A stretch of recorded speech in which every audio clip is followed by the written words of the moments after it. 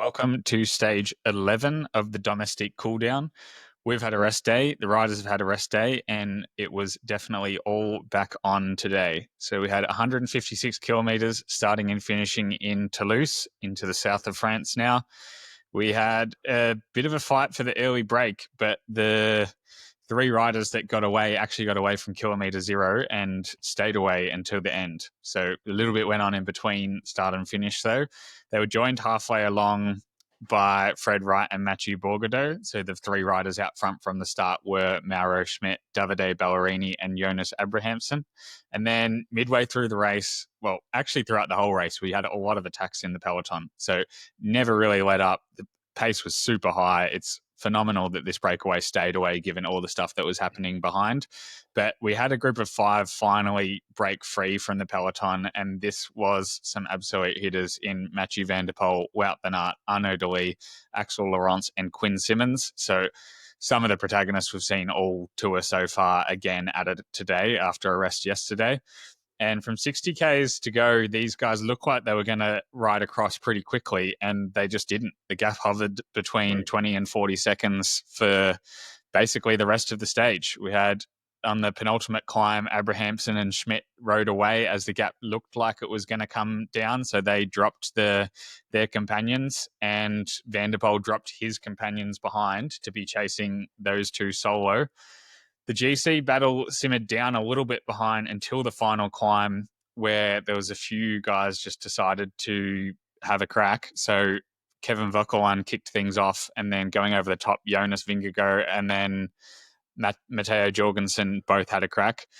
These guys ripped it over the top and then down the descent, and then what looked like it should have been a bit of a stalemate ended up being a Pogacar crash with 4 kilometres to go, which at 60 kilometres an hour looked a lot worse than thankfully it ended up being, and still looked like he was going to lose some time. But a great display of sportsmanship, I guess the GC group all waited for him. So it did look like he was going to maybe lose 20 or 30 seconds there. They decided to wait for him. We'll definitely get into that later in the podcast, but that basically put a halt to the GC battle. The two riders in front, Mauro Schmidt and Jonas Abrahamsen, just stayed away from Mathieu van der Poel. But in order to stay away, Mauro Schmidt basically did the last K by himself on the front, which meant that someone that would usually be a much faster sprinter ended up not being fast enough to stay ahead of Jonas Abrahamsen in the sprint, who took Uno X's first win in the Tour de France and Jonas Abrahamsen's first win in a Grand Tour, and I think only second pro win, which is absolutely phenomenal for a rider that's been that high profile for the last few years to take his first win at that level at all. And so we had Jonas Abrahamsen taking the win from Mauro Schmidt in second, Mathieu van der Poel in third, and then Arnaud Delis and Wout van Aert led the small group of the remnants of the breakaway home for fourth and fifth. Aidan Burgess, what are your first thoughts? So another stage where I think this Tour de France has delivered. Hello. So you may notice that we're back in fast internet. We're back in our homes, and Cyrus is in the middle of the day, I'd assume, over there. I'm in my Hugh Hefner robe because it is 1:20 in the morning. So sorry about the lack of get up, but I had a nap before this because I thought this was going to be a straight phone-in stage. The profile didn't look that selective, and when I did wake up, the breakaway didn't have that much of a gap. I think I tuned in with about 89 Ks to go, and it just looked like it was going to be a small break out the front. At that point, there were only three, Fred Wright and was it Ballerini? Yep. Or Ballerini was there at the start, Mauro Schmidt and Jonas Abrahamsen. So, and then Fred Wright came across with Mathieu Bourgadeau. Yes. So Fred Wright and Bourgadeau hadn't crossed over yet. So it was literally just a group of three. And I thought this is going to be like it'll end up with a bunch. But I didn't realize how selective, I guess, the end of this stage was. It seemed to be like I saw Milan getting dropped off the bat quite early, which I didn't necessarily expect. But yeah, I thought just another cracking stage where when I initially looked at it, I thought this is going to be one of those days where I'm really frustrated about the fact that I have to stay up and do the podcast because it's going to be a bit boring until right at the end. So yeah, I don't know, just another example of how good this Tour de France is at the moment. Yeah, it was really one of those ones you couldn't look away from. So I Mm. also thought I'm back here in France, had a heap of jobs to do after being away in China for the day. So I thought, this is when I can just check in occasionally on the Domestique live feed and get the updates from there. But the live feed was just changing every 2 or 3 updates. There was a different group of riders off the front of the peloton. Did tune in to actually watch properly, and yeah, it was just going off in the bunch. Yep. Riders jumping off the front everywhere. Those are the days, honestly, I love racing because there's just always something happening. The kilometers tick over super quickly. Again, like I thought, okay, this breakaway's taken the result from the other day of the 50 point something kilometer average speed personally, and they're going to try and beat it. I think the hills at the end just brought them down to 48 k's an hour, but for what was a pretty a reasonably lumpy stage in the final, still crazy fast. But we just never saw the peloton let up, really. There was just breaks the whole day. When they eventually did let up for a little while, that was the only time that the breakaway pulled away. But then you've got some of the biggest names in the race all trying to get involved and get across for the stage win as well. So super cool just to see everyone throwing everything at it. And then again, like the GC riders lighten it up on the final kicker, which was less than a K long before they've got Hautacam tomorrow. Well, Yeah, it's just it wasn't even the final kicker. There was a point where Visma was rolling turns on the front. They managed to get a little bit of a split in the peloton, and then I spot this little red helmet sort of in this break, and yeah, it's Jonas Vingegaard was in the break for a period. Remco jumped across. Tade was out of position. yep. Like And it they was were having they were Campenarts again ripping it. Wout van Aert yep. at that point, was off the front in a little group, which ended up splitting again into the group that almost came across in the final. But yeah, Mm. Wout already has just clearly heard through the radio, Jonas is coming across with Ben Healy. It was the current yellow jersey to a small Yep. group in the middle of a flat stage. And I watched and thought, when I saw all this stuff happening, I thought, it must be crazy crosswinds that's splitting to bit. There was a light breeze, but not enough to split it. It was just the riders themselves just making it super hard.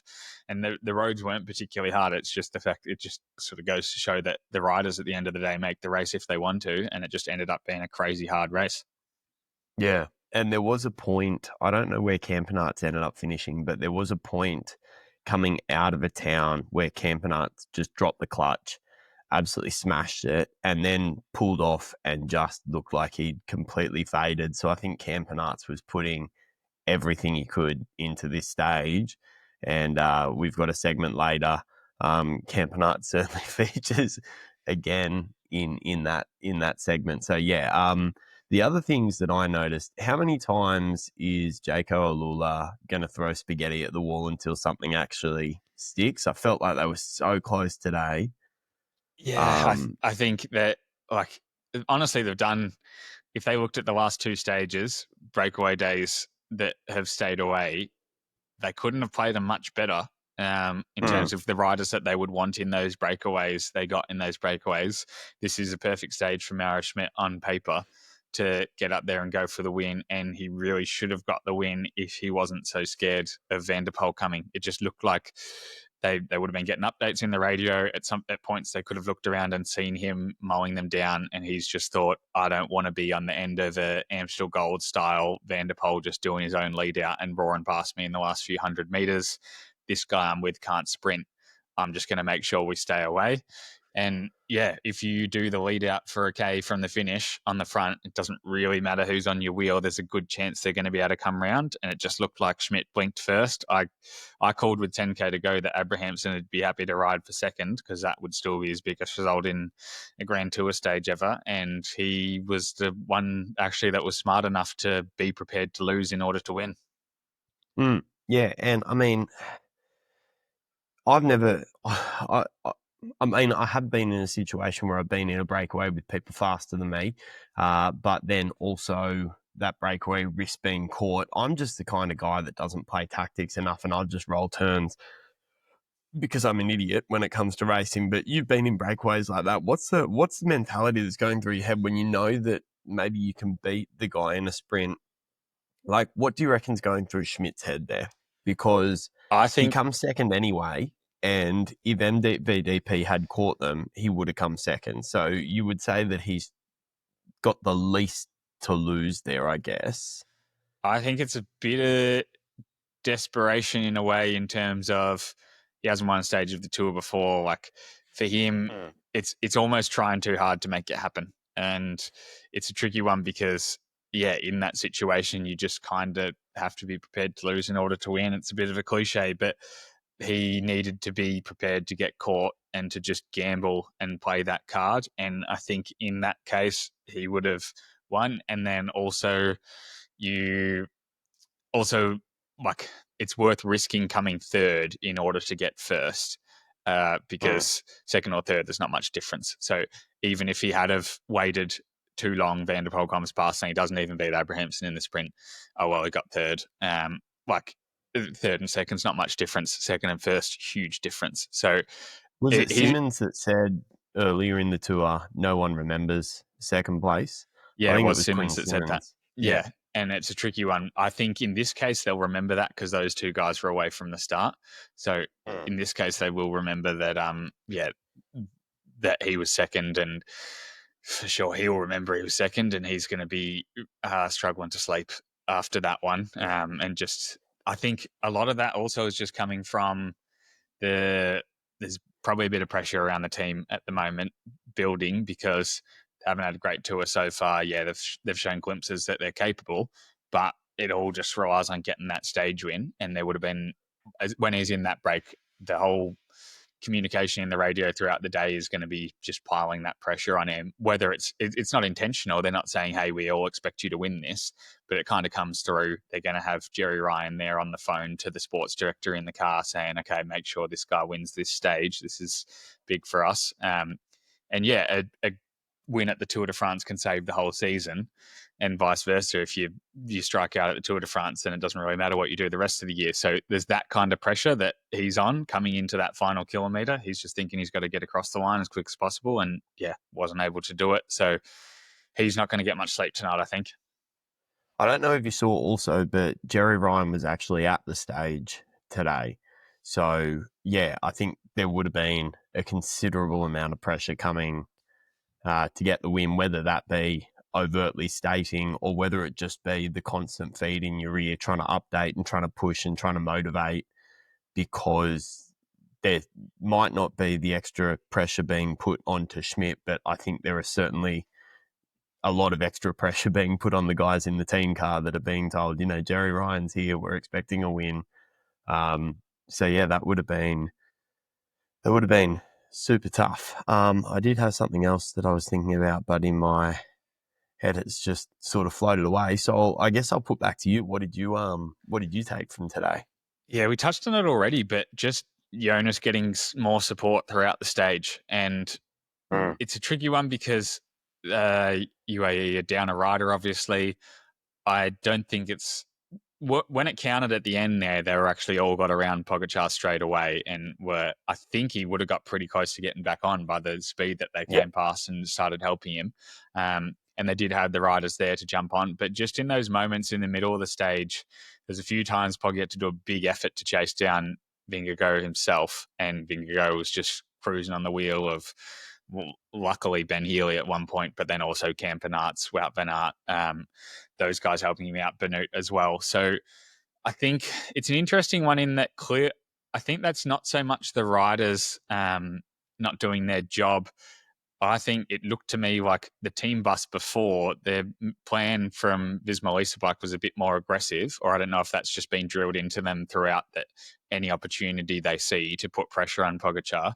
But they were clearly more keen to race today than UAE were. I think UAE wanted a pretty calm day. They've got a big day tomorrow trying to essentially defend the GC lead, because Healy's basically borrowing it at this point, and I don't know how much EF are going to control tomorrow's stage. We'll get to that later, but it just looked like throughout the day Vingegaard had more support. He's going to be taking confidence in his team a lot more than Pogacar is, and then that by no means is what caused the crash at the end, but that's only going to compound. I guess Pogacar's, had that crash now. Going to have a shit sleep because of that, and also just thinking, hang on a sec, these Visma bike guys look so strong. They are there all the time. They've also just been had these guys just go, oh, hang on, I'll actually have a go at winning a stage of the Tour de France now just because I'm in the position to do it, whereas UAE haven't at any point looked like they've got another rider that's been able to do that. So for me, it looks like another massive win for the Visma bike team over the UAE team, despite there being no difference in the GC.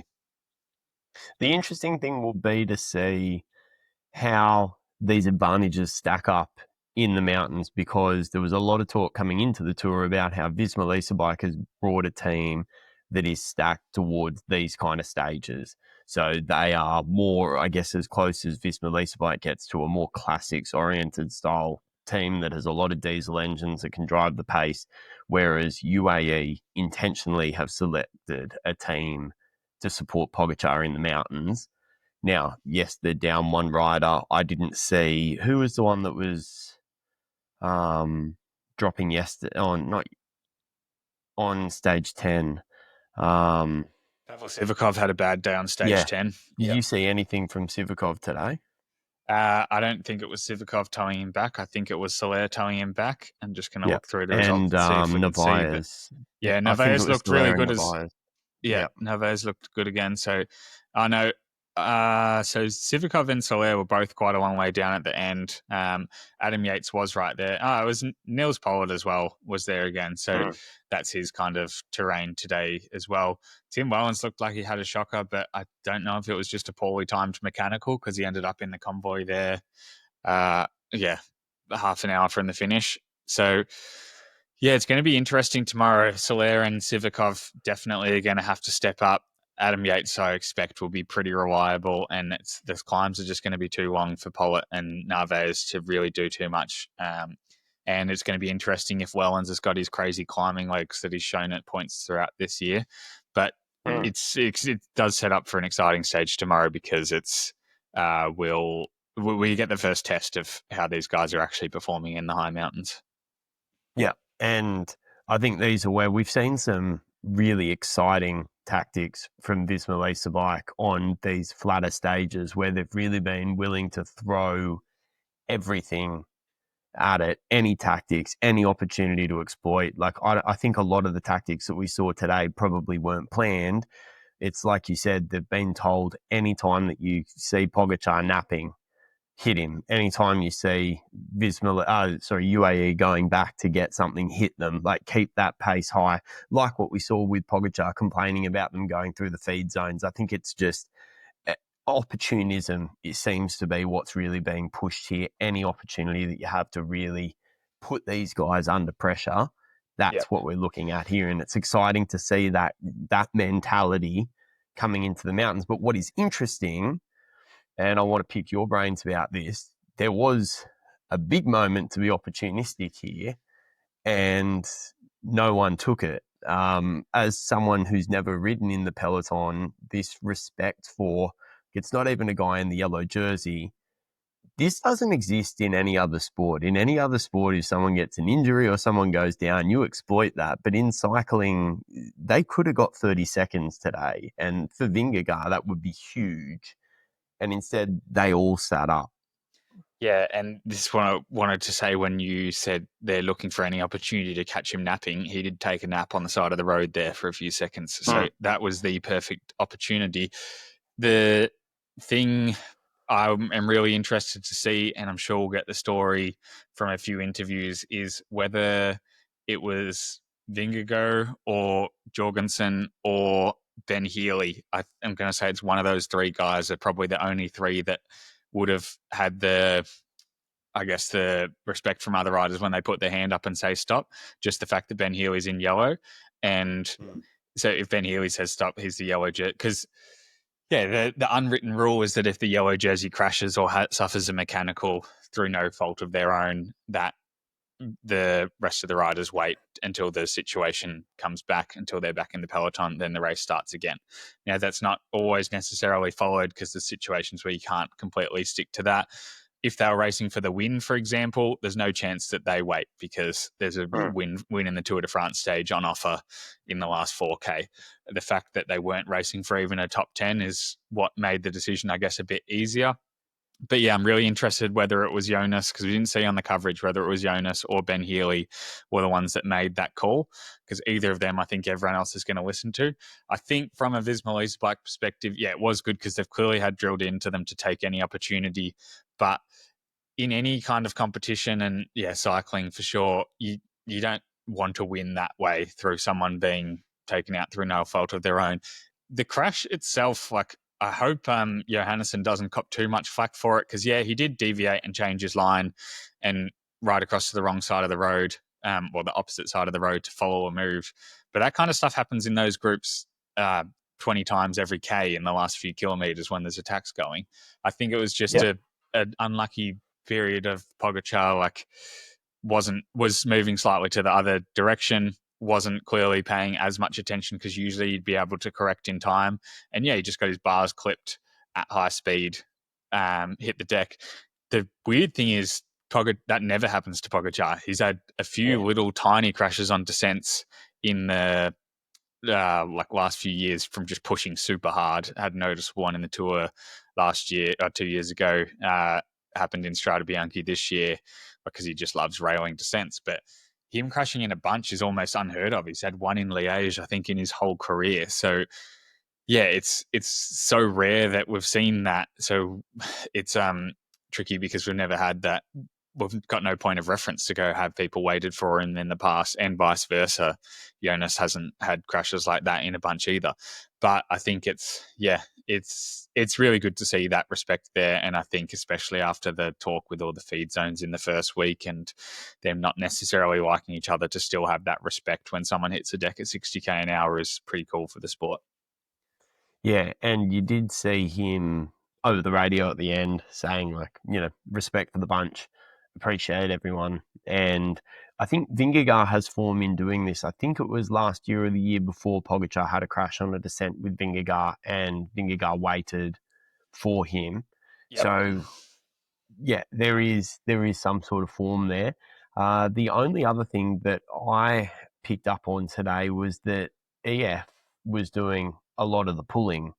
And that seemed interesting to me because, like you said, they do very much have the yellow jersey on loan.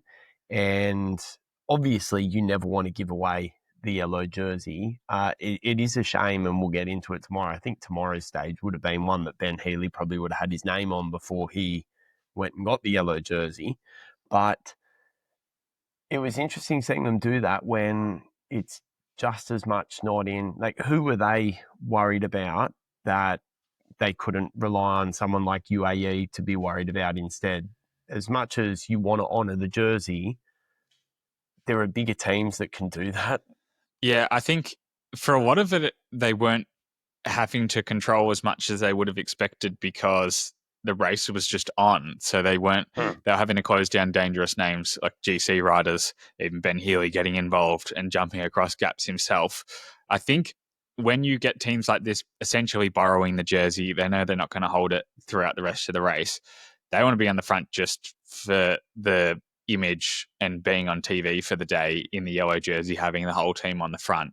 And like, those photos are the first ones you put on the desk for the sponsors in the next meeting asking for more money. So that's the whole rationale behind that. It's just a great image to have your team on the front controlling with the yellow jersey. They didn't actually get that much of an opportunity to do that today just because of how crazy the race was.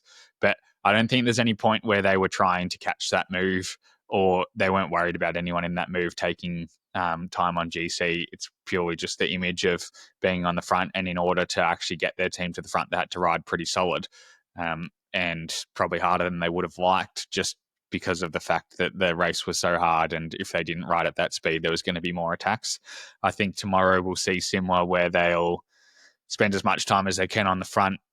They don't have the team to control once the mountains start, if the pace is on and if there's any dangerous moves. But yeah, it's purely an image thing. This is the biggest stage in cycling, and they've got the yellow jersey. They want to spend every minute they can on the TV with their team on the front with the yellow jersey sitting at the back of that train. Yeah, absolutely. One more thing that I noticed, and then I'll see if there's anything that you want to throw in for the rest of the day. Just watching Fred Wright and Bourgadeau going off together.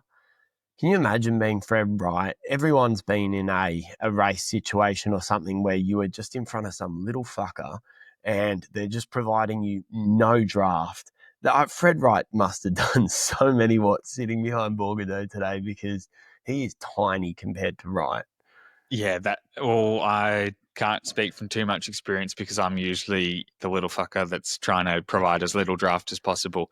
But it is a massive advantage when you're in a breakaway situation because you know that your companion's working a lot harder than you are. Also, once you're in a bigger group, a group of five, you're almost given a license to spend less time on the front because no one wants to sit behind you because they're not getting that much of a Yep. sit.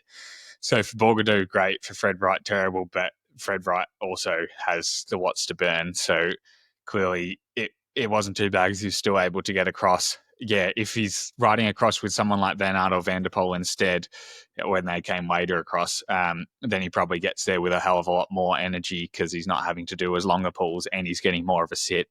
But yeah, it's definitely cost him because Fred Wright's another one that you'd expect to be really good in that kind of finish, really similar to Mauro Schmidt, where he's strong enough to get through the really hard stuff, a decent enough climber to get over hills like that, and then got a decent kick at the end. So he'd be annoyed looking back about the fact that he wasn't able to go with them at the end. But then in that situation, you often see that the riders that are in front from the start have had such a smooth day, and that effort to ride across in a smaller group is so difficult, and just having to ride at that higher speed because the riding at 50 is obviously really difficult. Riding at 55 to come across, it's not linear in terms of you're going 10% faster if you're riding at 55 k's an hour, but you're not doing 10% more watts. You might be doing 20 or 25% more watts in order to ride that fast.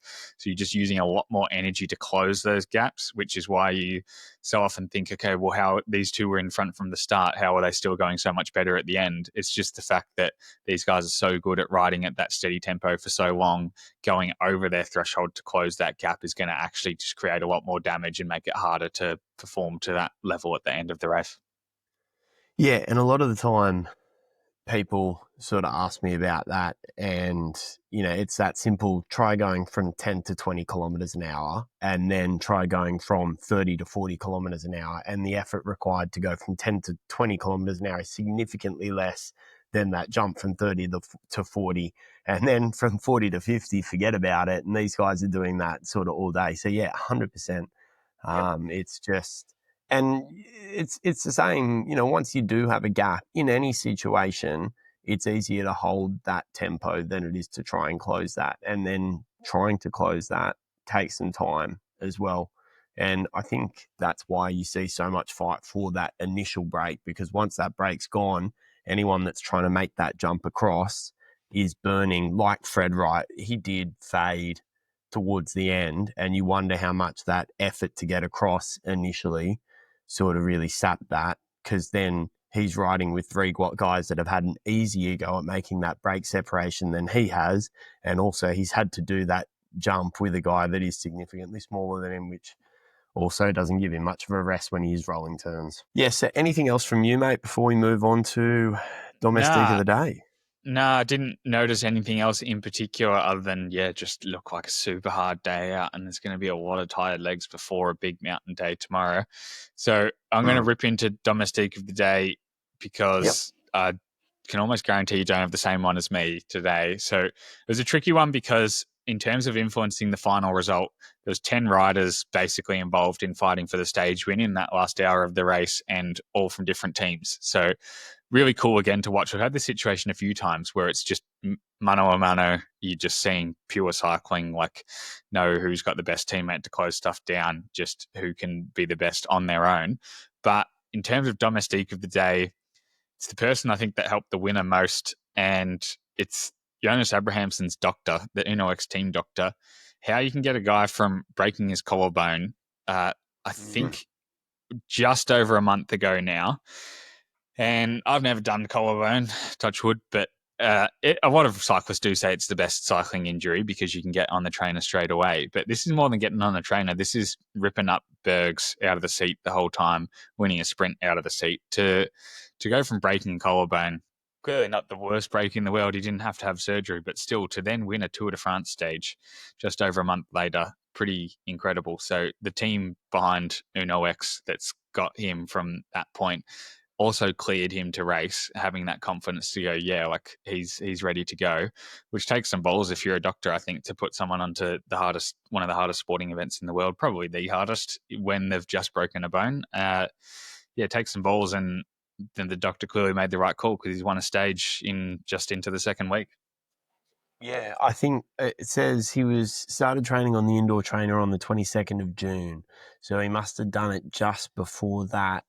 So yeah, that's insane. And we've seen a couple of these. We saw Van der Poel come back, like I think only a week after breaking his wrist. I Yeah, can't remember what that's true. race it was. I can't remember what race it was that he went He broke it into. mountain biking, and then he came back Yeah. at the Dauphiné straight away.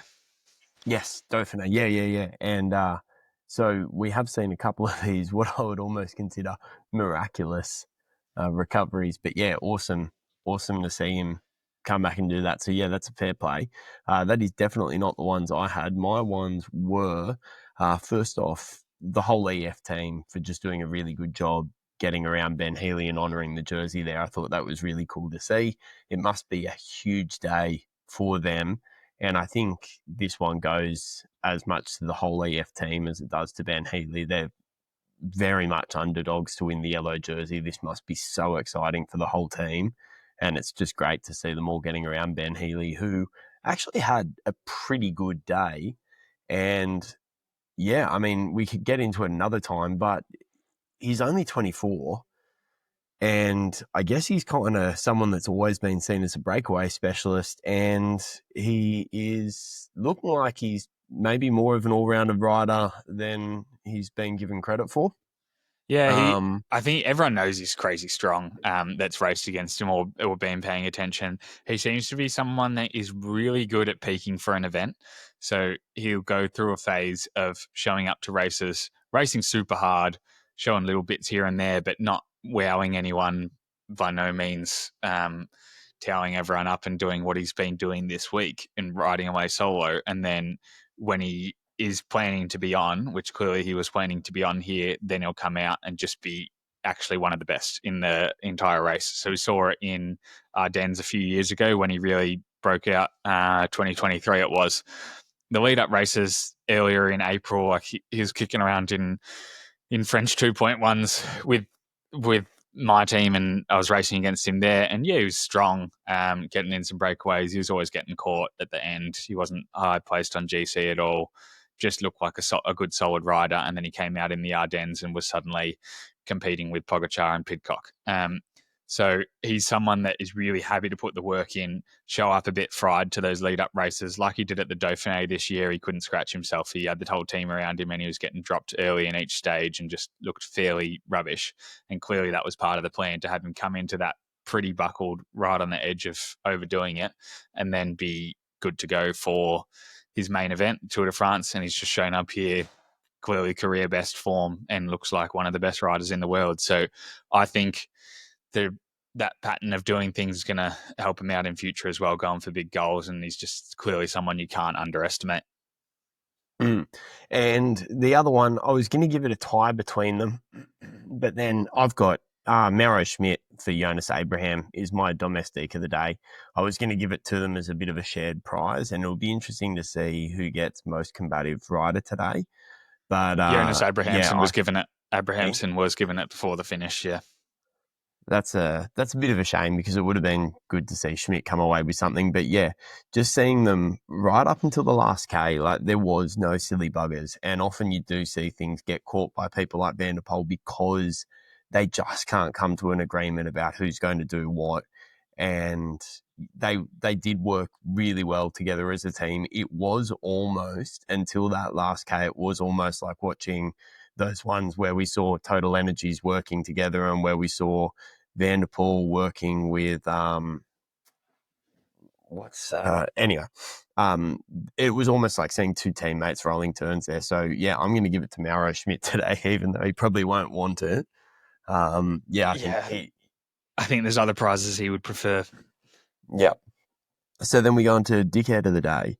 Can I take this one first and say FDJ and Premier Tech for missing that break selection and then very clearly wanting to get in there and not having the capacity to? Yeah, that's fair enough. And it was a funny one. Like, they've clearly been told to be in it. Most teams would have been told that this stage could go either way. It could be a breakaway, or it could come back together and be a bit of a puncher, or whoever can survive those climbs and sprint at the end. Um, they would have been told before. They would have had 3 or 4 riders from each team allocated to be there. They've clearly missed it a lot of times too. Like, there's a lot of groups coming across that they just didn't have anyone in, and they were the ones trying to close it from behind. And then, yeah, you saw the situation where they missed it. The gap's going out, it's calmed down, and then clearly the sports director's got on, probably after a phone call from the big boss. This is usually how it happens. The big boss goes, hang on a sec, why aren't we in that break? Calls up the sports director, says, what the fuck are these guys doing? Why aren't we not in the break? The sports director then jumps on the radio and says, all right, guys, we've missed the break. Let's chase it down. The thing is, when you got 2 groups of 5 of the strongest riders in front, all swapping turns as hard as they can, and you've got, some dummies behind that have been going for the break all day, missing it each time, doing these massive efforts, already just head rolled, thinking that they're absolutely useless, regardless of how strong they actually are. Just self-confidence is in the bin at that point. And then you tell them to get on the front and try and chase it down. Yeah, naturally the break's going to go from 2 minutes to 4 minutes in the space of them actually trying to chase it. Yeah. Well, who did you have then? Mine was a fairly obvious one. I said at the start of the tour that it was probably going to be spectators taking this prize, but my dickhead of the day is the protester at the end that fortunately just didn't get in the way. And these riders are just going to be barely able to see at this point. They've gone that deep the whole day. And I really hope, it's so hard to put a stop to, because you can't put barriers up above head height that people can't jump over. But fortunately, the telecast didn't mention who the protester was. They didn't do a great job of whatever their cause was. And I don't really care what the cause is. And you can have great causes to protest for. That's just not the place to do it. Like, these riders, that's just their job. They've trained for literally a year, or they've taken, this is their whole life devoted to this race. It's the biggest race, and you're just prepared to put that away for what can be a great cause. Have no idea what the cause was today, but there's just so many better ways to protest. So, and there's ways you can make a big impact without endangering lives, which is what you're doing at this point. So we see it all the time in the Belgian races, because cycling is a massive sport in Belgium. So the spring classics, you often get a lot of protests because everyone in Belgium is watching these races. But what they're smart about in Belgium is they know if they disrupt the race in any way or endanger the riders in any way, everyone's going to hate your cause. No one's going to like you doing that because of that. And it's the same here. Like, any actual fans of the sport are going to see that and think, okay, I might have been on board this before, but now seeing you endanger lives, I don't really like that. And I think that's, I'm not a fan of it anymore. And what they'll do in Belgium is, like you see it, so with the farmer protests last year when I was racing in all these classic races, it was annoying, but it was bloody cool. They had just lined all the tractors up on the side of the road, just had the horns on full volume. We couldn't hear anything riding past. It was genuinely like eardrum bursting almost going through. That was a bit annoying, but they're not endangering us in any way. Also, in the neutral zone, a lot of times we'd have a tractor just pull out in front and we'd have to stop. Like, we're not going to crash in the neutral zone when we're rolling along at 30 behind a car anyway. But at the same time, that's getting broadcast over everything. The commentators are then happy to talk about it because you're not endangering any lives. And then, we've seen it in other events where it happens in France a bit, where they'll coordinate with the race and go, okay, we want to protest at this point. The race knows that they're going to protest at that point. We're going to have to do a diversion around here. We'll tell all the riders. It'll make a big scene, but the riders are going to safely divert around this point in the town because you've put your protest on then. There are ways to get your message out there that aren't endangering the cyclists. So he's almost worthy of the Domestique of the day. Whoever the race organizer was that ran out from his post at the finish line and tackled him was a legend. But just if you're going to protest, organize it properly. Don't endanger the riders.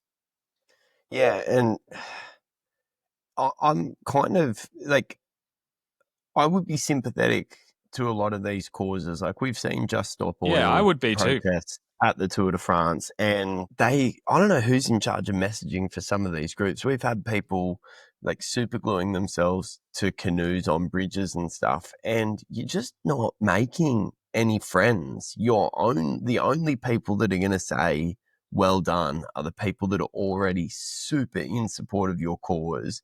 Other than that, the publicity that you're getting is super negative, and it's in a, yeah, I just don't understand it. And like you said, we don't know what it was. It might have been a free P Diddy sort of protest for whatever we know.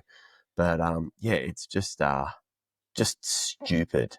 Yeah. I'm with you.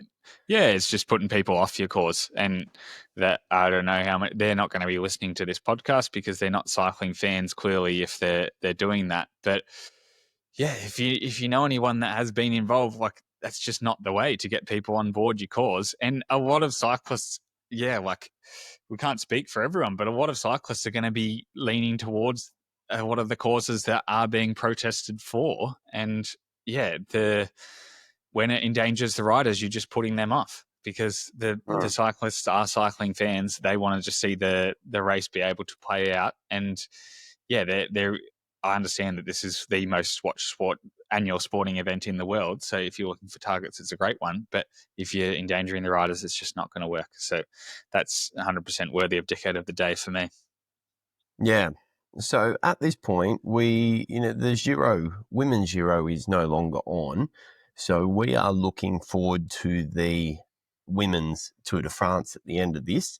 And there's a really good article by Owen Rogers on Domestique today about what the women's Giro d'Italia tells us about who can win the Tour de France. So just a little plug for the platform that puts us up. Jump over, have a read of that. It's a bit predictive of what you might see in the coverage at the end of this. And yeah, Cyrus, do you have anything on the platform that you noticed that might be worth people jumping over to?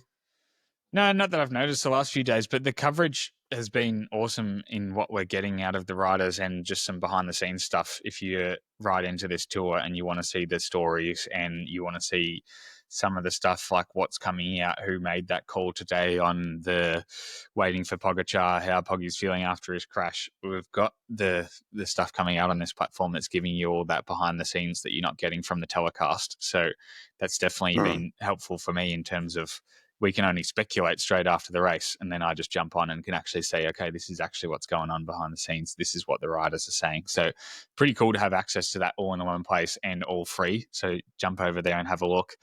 We might run through Yeah. tomorrow's stage. So Yep. we've mentioned it a bit, but it's first time out on stage. Hautacam is the finish. The starting town, I am just looking at it, and I'm going to say it's what Pogacar is going to be saying after today, which is ouch. If we were looking at it in Australian English, I'm going to guess in French it's och or something like that. Yep. But AUCH is the starting town, 180 kilometers, where we've got a Cat 1 Col du Soulor with 60 Ks to go, and then Hautacam to finish, which is 13.5 Ks, 8%. Fabled Tour de France climb. It's usually where we see whoever's winning out of the GC group on this is usually a pretty good chance of taking the yellow jersey in Paris. So the first real climbing test. What do you reckon at this stage, Aidan? What's going to happen, and who's your pick? Yeah, it's tough to see a big breakaway going. I think this is, like you said, it's one that's being won by one of the GC candidates. It just depends. At the moment, Remco Evenepoel is not winning this, I don't think. And so I would say it is a toss-up between Jonas Vingegaard and Tadej Pogacar. And I am going to put my tip on Jonas Vingegaard just because I have no idea how that crash today has affected Tadej Pogacar. And I think sure, they did sit up today and wait for Pogacar to come back. But if there are any weaknesses tomorrow, I think it's game on. And I think Visma Lease Bike is going to really test and turn the screws on him and see how much that stack today has impacted him tomorrow. So I'm going to say Jonas Vingegaard. Yeah, I think he's got this. I think I think it's going to play out similar to what you said. I think regardless of what happened today, they would have had this earmarked as putting a lot of pressure on Pogacar today. Also, the fact that Almeida is out, they're going to want to go over the top of this first Cat 1, which is, the top is 55Ks, 57Ks from the finish. They're going to go over the top of that with Pogacar only having one, maybe two teammates left. And then they're ideally going to, in their perfect world, they're going to have Jorgensen, Simon Yates, and Kuss all there to, still support Jonas. And then the fact that Jorgensen is still close enough on GC that Pogacar has to chase, they're going to want to use this while that is still playing out, because after tomorrow, if Jorgensen doesn't have an amazing day, then they're not going to be able to play that card for the rest of the tour. So I think they're going to be going with that tactic, ripping up the first climb as hard as they can, isolating Pogacar as much as they can, and then just seeing how it plays out on the final one. That only works if Jonas is actually going better than Pogacar, because what my tip is that after the crash today, Pogacar is going to be pretty bloody angry. He was already we're seeing signs that he was more angry than his usual happy self earlier in the last week. And when he is isolated, what we've seen him do before is just go as hard as he can and just make it a one-on-one race rather than him competing against four Visma bike riders. It's easier for him to compete against one Jonas Vingegaard, which on these kind of climbs this year, at least, he has been dominant. So I think when it gets to the point where he's looking like being isolated, he's just going to rip it as hard as he can. I think even after that crash and one night's bad sleep, I think he's still going to be significantly better. And I'm tipping Tadej Pogacar to win the stage. Do you think there'll be... So I'm looking at this stage and I'm thinking, it's not a carbon copy, but there are similarities between the stage that Yates rode away to the win, in that this could be one where it's pretty flat at the start, put Wout in as a satellite rider and see if you can get Wout in a breakaway over and waiting at the top for Vingegaard to then go into the valley and just hammer it. Do you reckon there might be the potential for that? I think there will. I think just the dynamic that EF is in the jersey and that they will want to try and have a situation where they can keep the jersey. It's going to be really difficult because Healy can't stay close enough on these, but they're going to try, and Healy's definitely going to try. And they say the yellow jersey gives you an extra few gears, so he'll be testing that theory. I think UAE have just lucked out in that EF will try and keep this relatively close. And the best way for them to do that is to ride harder on the flat than the climb, because they don't have those climbers to ride the climbers hard. Also, riding harder on the climb makes it harder for Healy. So I think we will see a big fight for the breakaway. There will be a big breakaway, but I think EF are just going to get on the front as soon as it gets to about a minute where it's too much for new riders to jump into, and just try and keep it as close as possible. They might have 3 minutes at the bottom of that first Cat 1. And then I think from that point, Visma bike are just going to be racing for the stage.